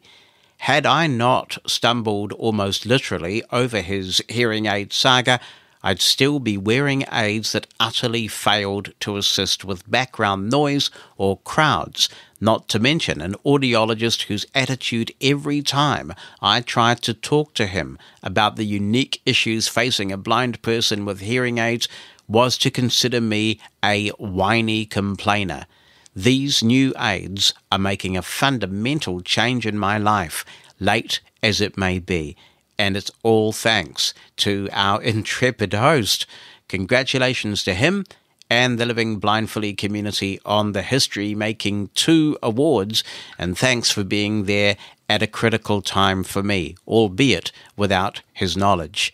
Well, thank you, Walt. Hearing aids are a very personal thing. I'm so glad they're working out for you. What works for you and me may not work out as well for others, but I am so pleased that you happened to come along to the podcast at just the right time, and also that not only are you rocking some great hearing aids now that are making a difference, but that you've got that all-important relationship with an audiologist who listens, who's wanting to work with you, who's determined to make it work.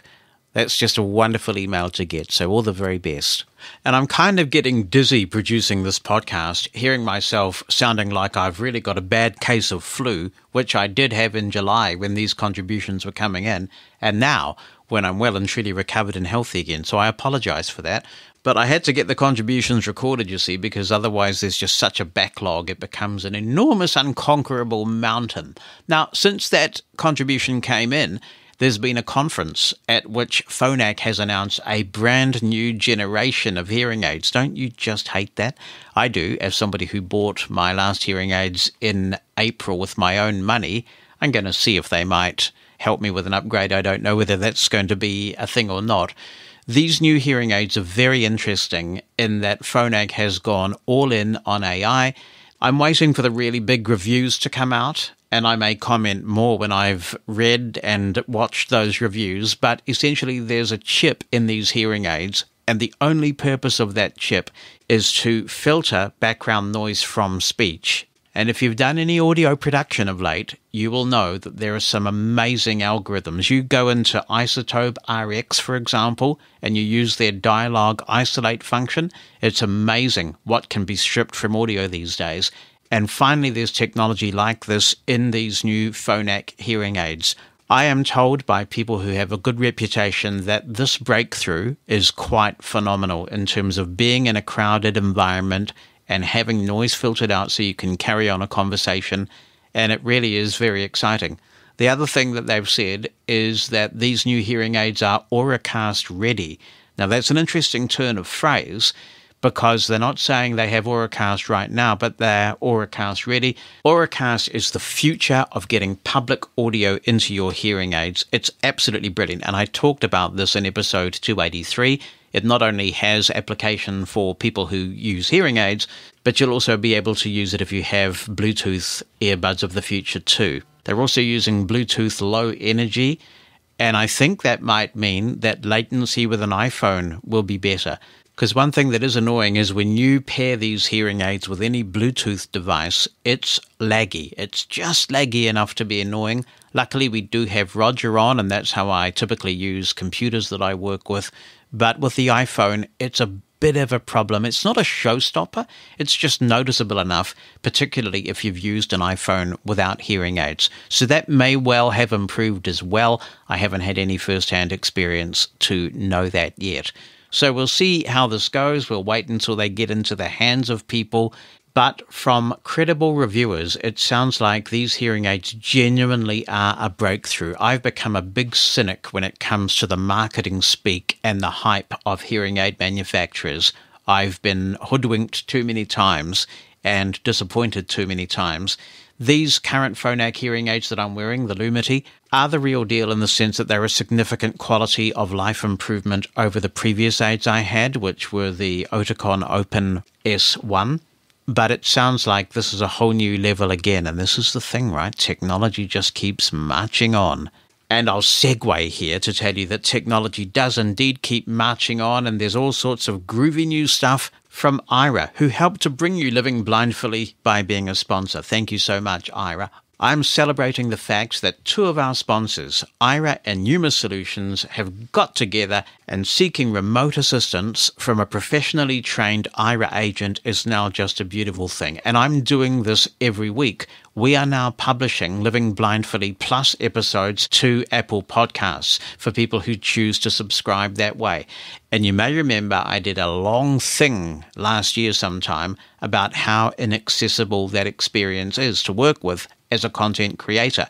Has Apple done anything about that? No, they have not. It is still just as inaccessible as it always was in terms of determining the dates that things are going to be published. Aira and its RIM integration to the rescue. Every week now, when I want to publish an episode of Living Blindfully, I give an Aira agent a call. It is a snap to ask them to initiate a RIM session, and of course it is free to use. Just download it and set it up even if you choose not to get a subscription. And the Aira agent helps me get the Living Blindfully episode published to our wonderful Living Blindfully Plus subscribers on Apple Podcasts. It's a match made in heaven. Aira and Numa Solutions RIM. You can find out more about Aira by going to Aira, that's AIRA.io, and don't forget to check out their amazing Access AI feature as well. Jim King is writing in. He says, "Hello Jonathan, thank you for your review of the task and project management application Todoist. As a result of your recommendation, I decided to use it for a small community project I am involved with here in Winthrop, Maine, USA. The project, Winthrop Heritage Day, involves organising, implementing and managing a town picnic and fair celebrating our people and history. I created the project and it is now shared with 5 users. I am using the Pro plan of Todoist, while most of the others are using the free plan. The measure of a good program is when the meetings and discussions are about the project and not about the application used to manage the project. We have not reached that point, but we are quickly getting there. With a community project like this, the team includes members with vastly disparate technical abilities. It is the mark of a good application when a team like this reaches or gets close to that point. Currently, our project has 9 sections. Many of the tasks in the project have subtasks. The ability to expand and collapse sections and subtasks really helps with navigation. With both the Windows and web app, I use both the virtual and application cursors at about the same rate. I have found that using the tab key when the virtual cursor is off navigates to controls on the main project page that are not otherwise accessible using other navigation techniques. There are some keyboard commands I have trouble with. For example, the G then / command seems to do nothing. After pressing G then / and entering a section name, pressing down arrow to find the section name in the list, and pressing enter, nothing happens. But overall, the keyboard shortcuts in the Windows and web apps are very useful. Even though I try to stay away from apps that use an HTML UI, Todoist is certainly one of the more accessible apps of this type. I have also installed Todoist on my Pixel 8 Pro. It works great on this device. If someone is an Android user and uses TalkBack, then it is a piece of cake getting started with Todoist in Android. The AI assistant is really wonderful. I told it I want to install and set up a Plex server. It gave me a list of general tasks to get the job done. Now go to the Task Options menu for each task and launch the AI assistant from there, and the general task can be broken down into detailed subtasks. I have not worked with the AI assistant too much, But I would imagine that you could continue this procedure for each subtask and come up with an extremely detailed list of tasks to get the job done. Thank you for a great recommendation and review of Todoist. It is now an essential tool in my toolbox. Thank you very much, Jim. I really appreciate that email, and it's good to know that it's working well in Android as well for members of our community who are Android users. I'm not sure who this message comes from, but it does come from New Zealand. I can tell that by the country code. And it says, "Hey, Jonathan, I just wanted to say thanks for the amazing episodes as always. I've emailed you a few times, but the introduction of WhatsApp is great," with exclamation marks. One question, is it normal for the soup drinker to not behave well with podcasts, or is it just user error? Well, without knowing what you're doing and what you're experiencing and what you expect, it's sort of hard to say. But typically I find that the jolly old Amazon personal assistant, the soup drink as we affectionately call it here, works pretty well. At the moment, my podcast provider seems to have defaulted to Amazon Podcasts. You can set up a number of options in the jolly old app for the soup drinker, which you can download for your iPhone or your Android device. You can go in there and specify which service you would like to be the one that handles your podcasts. Amazon Music seems to be working okay for me. I just say to it, play the latest edition of Living Blindfully, and it does. Miraculous. What it doesn't do, at least with Amazon Music, is support chapters. And that would be great if you could say to it, skip to the next chapter. But I'm not aware of any support for chapters on the jolly old soup drinker. I do find, though, that if I stop listening to a podcast, and obviously Living Blindfully episodes tend to be 2 hours long, when you go back and play Living Blindfully again, it picks up from where it left off. So it seems to be working okay for me. If anyone wants to share their experiences of listening to Living Blindfully or other podcasts on their soup drinker, by all means be in touch. Go to livingblindfully.com/opinion for all the ways that you can be in touch, including WhatsApp via text or audio, email, and even the good old phone. Brian Clark is writing in from Indianapolis, Indiana, and he says many thanks for so many new cool things lately. It feels like Jack Nicholson as Joker in the 1989 Batman movie when he said, "Where does he get those wonderful toys?" So many things have impacted my life, personally and professional, thanks to you teaching us about this new tech. Just to name a few, Suno AI, ListenLater.net, Zoom H1 Essential, Mona, and all the updates on apps already familiar to us. The interview with Doug Joffre was fascinating and a great look under the hood at Microsoft Accessibility. I can't wait to hear what you both talk about 25 years from now. I was particularly interested in his comments about the differences between accessibility and usability, and it is comforting to know that people are understanding the difference and working towards efficiency and usability. Recent changes on the Suno AI website have made it less usable, even if, technically, it is still accessible. I sent them an email with the details, and hopefully they'll listen. I also found the exchange between you and Doug regarding Copilot and AI in general fascinating. I know many of us keep bringing up the subject, but AI is coming whether people like it or not, and just as the wheel, printing press, combustion engine, personal computer and internet have proved useful tools, so will AI, and those that can harness this new tool will benefit. I recently had a former student of mine thank me for helping her not to fear AI. It seemed a surprising comment to me, so I began to inquire as to the reasons behind it. She told me she hears so many negative things about AI from the news and media. She told me that what I show her helps her understand that AI can be used for good, productive purposes too. I'm beginning to realize more and more that showing people new and creative ways to use this new technology has to accompany my excitement about it. Furthermore, I agree wholeheartedly that we must use caution and check the work of the AI models. I say they are like brilliant teenagers that think they know everything. They do great work, but can be sloppy, and you gotta check it. Thanks very much, Brian. It is indeed a very exciting time to be around monitoring this technology and seeing it evolve and using it. Let's go back to Hungary and hear from Peter with a very interesting message. He says, from the 1st of July in Hungary, a so-called deposit refund system is in place for cans and bottles. Once those liquid containers are empty, you can, or I'd better say should, bring them back to the returning points. In fact, these are machines placed in grocery stores in which you insert your cans and bottles. You then get back 50 Hungarian forints for each. That's 14 US cents. Now the problem is, this equipment is not accessible for us because it's controlled by the consumer via touchscreen. For example, using these screens, you can tell the machine if you want a voucher or paper that you can use at the checkout payment. The amount will be deducted from your bill.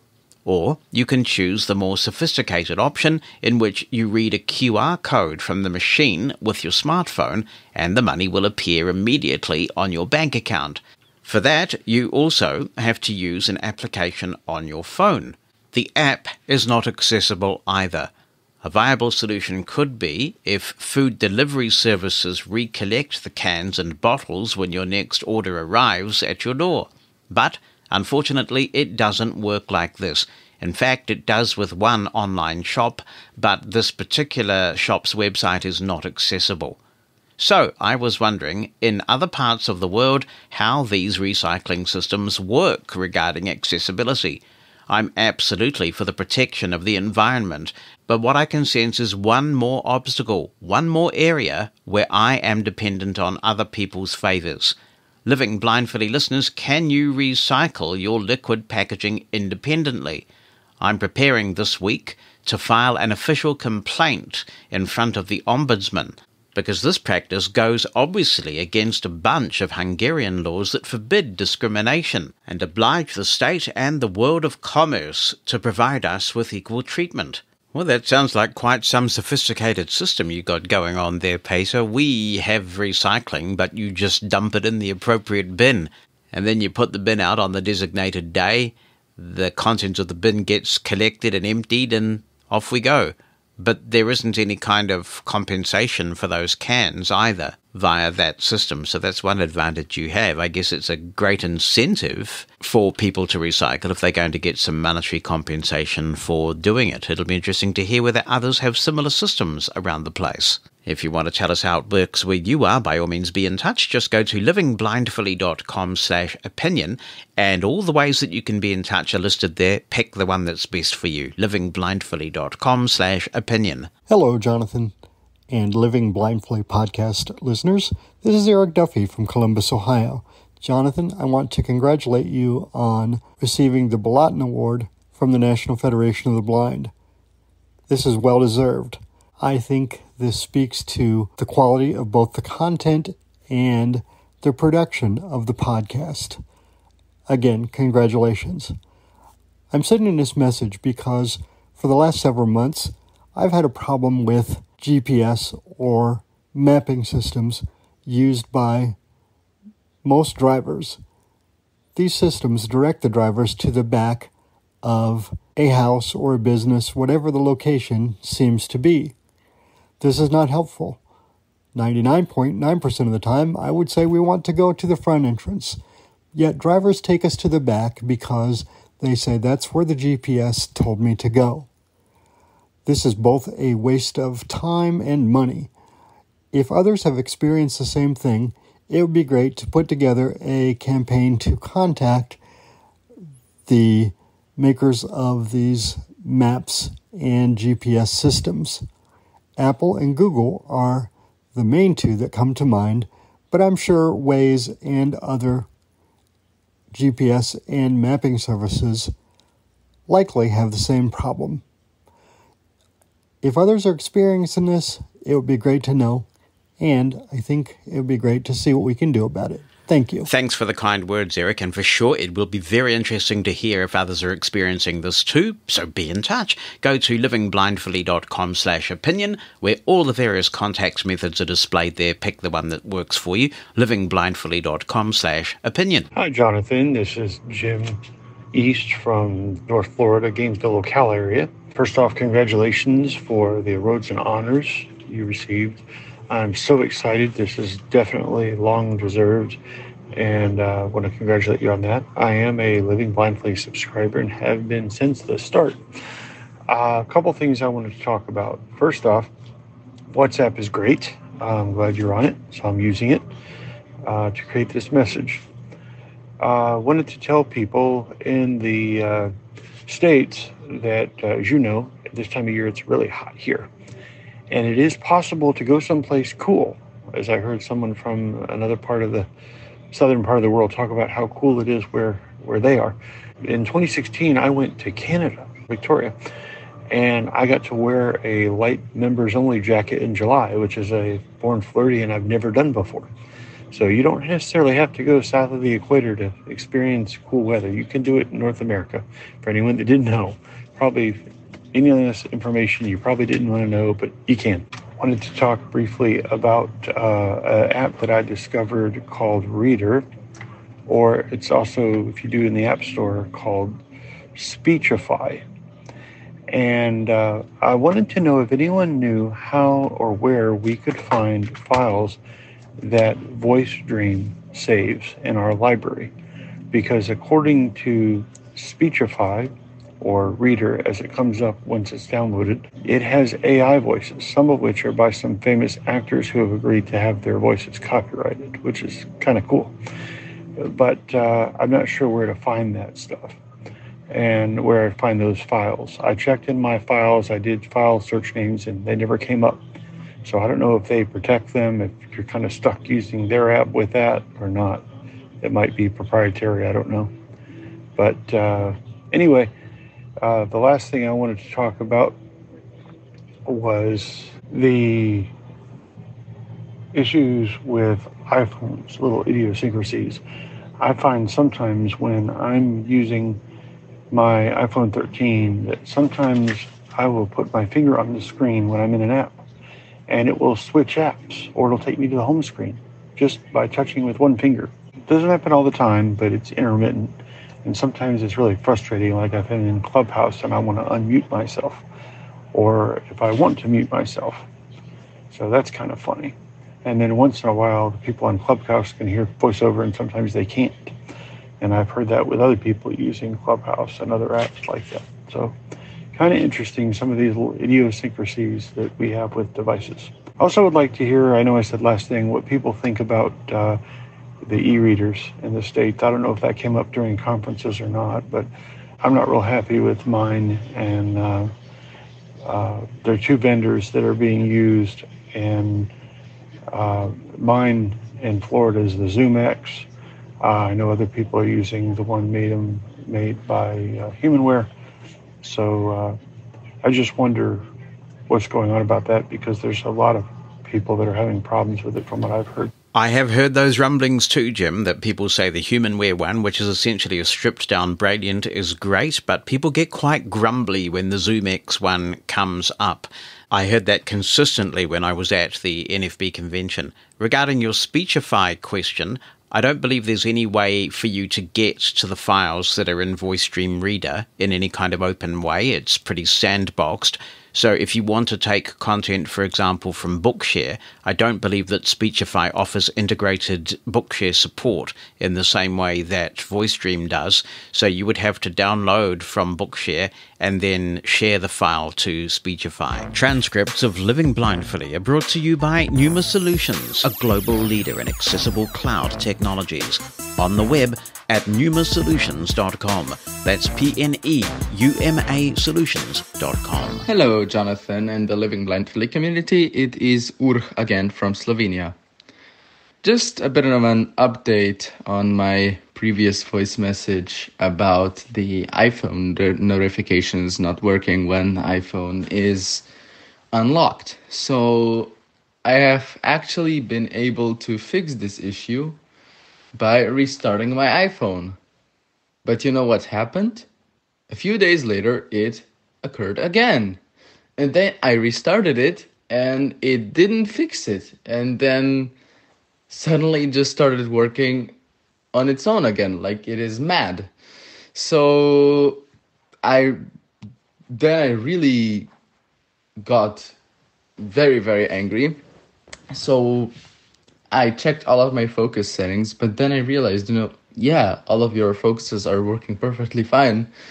And the funny thing is that if the focus was an issue, then why would the Apple Watch and the phone be receiving notifications when they were locked? I mean, it doesn't really make any sense.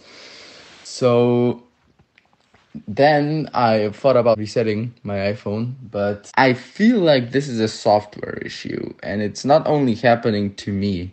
It's almost like it's something with the iOS 17.5.1, because, by the way, this has not been happening to me on any previous iOS version. By the way, you mentioned that you have a bug sometimes when entering Notification Center. Well, this is happening to me as well, and it is only happening on my iPhone 15 Plus. On my iPhone 13 Pro, which I used to own, this has not been happening. And also, I truly hope that you will, in a not too distant future, if possible, of course, make a bit of a demonstration about all of these shiny Copilot features on Windows, because I'm sure that I'm not the only one that is really struggling to use them and really get a feel for them. Well, I'm sorry to hear that problem persists and kind of goes away and comes back. That's very annoying, because you kind of think, hurrah, it's fixed, and then it comes back again. That's horrible. I am comforted that you are having the notification center issue. You are now the second person who's been in touch. Lynette Friesen on Mastodon was the other, to let me know that they're having this problem too. So just to recap, every so often, out of the blue, you try and swipe down to get to Notification Center, and it just goes bonk, and nothing you can do will get you into Notification Center unless you take some step, like maybe try and go to the home screen a couple of times, or toggle voiceover off and back on again, or whatever. Actually, I'm now running iOS 18 on my primary device because I'm back home from the great travels, and I figured actually it's, a bit rough. You would get that with a beta, but it's not that bad this year. I'm knocking on wood. So I put iOS 18 on, and I'm enjoying that. But the notification thing is far worse with iOS 18. One time last weekend, it got so bad, I just could not do anything to get it out of this mode where it would not bring up Notification Center other than reboot the device. And with previous versions of iOS, I had not had to resort to that. Aaron Linson says, in your recent podcast about Copilot, you talked about creating a PowerPoint presentation from a Word document. Could you please give some more detailed explanations of how you accomplished this task? Did you use the Pro version of Copilot? I certainly did, Aaron. I used the corporate version when I was chief executive of the organization I was leading at that time. And the way that you had to do it was to put everything in OneDrive. So I don't have access to it now to refresh my memory, but I believe what I did was I went into PowerPoint and I used the Copilot feature from within PowerPoint and imported the Word document, which had to live in OneDrive. And after I did that, it just went ahead. It took a wee bit of time, and it generated the slides. It inserted artwork. It used my notes from the Word document in the speaker's notes section, and also turned them into bullet points on the main slide itself. It was a very impressive process, but I suspect it may only be available in the corporate version of Copilot, the one that organizations can buy, because everything had to live on the corporate OneDrive for this to work. It then put the PowerPoint presentation in the same OneDrive. But that was an example for me of how AI and Copilot really can save someone a lot of time. Something that I'd budgeted about 2 or 3 hours of time for to get right took much shorter than that.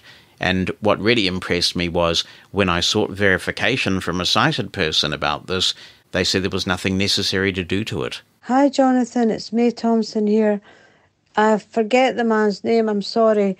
But I have had the very same trouble with WhatsApp when Dawn has sent me a video and I just couldn't get past it. It got stuck and I just couldn't swipe past it. Very, very annoying. I hope they get it fixed, but just let them know that I've had the same problem. A text coming through on the very busy WhatsApp machine from Mitchell in California. He says, "Hi, Jonathan, I'm interested in buying a Lenovo computer. I'm wondering, is it only ThinkPads that the BIOS feature you demonstrated on an episode of Living Blindfully work, or is it all the computers? Well, Lenovo would give you the definitive response to this, Mitchell, but I'm guessing, and I think it's a pretty solid guess, that since it's called the ThinkBios Utility, the Think suggests to me it's only going to work with ThinkPads and not other Lenovo models. But there are plenty of ThinkPads out there. There's bound to be one that suits your tastes and budget. Thank you for another very busy Living Blindfully. I appreciate all the contributions that are coming in, and I look forward to bringing you next week's episode. Thanks in particular to our Living Blindfully Plus subscribers. If you would like to support the podcast and you're not subscribed to Living Blindfully Plus yet, you can find out about how to do it at livingblindfully.com/plus. It really makes a difference, so thank you. And remember, when you're out there with your guide dog, you've harnessed success, and with your cane, you're able. If you've enjoyed this episode of Living Blindfully, tell your friends, spread the word on social media, and if you'd take the time to give us a 5-star review on Apple Podcasts, we'd appreciate it. We love hearing from you. Be a part of the show by getting in touch via WhatsApp, email, or phone. For all the ways to share your thoughts with us, visit livingblindfully.com/opinion. That's livingblindfully.com/opinion.